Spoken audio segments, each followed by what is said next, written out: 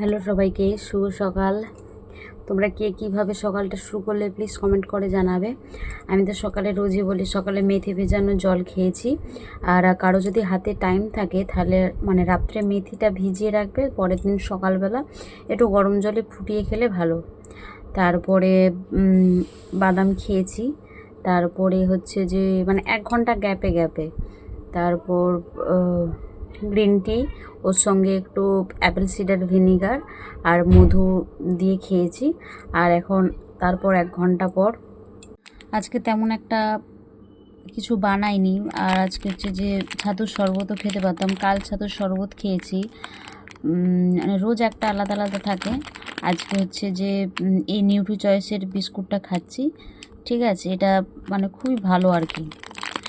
আর এটা পুরোটা খাবো না, এটা দুটো আর কি, দুটো আর দুটো খেজুর।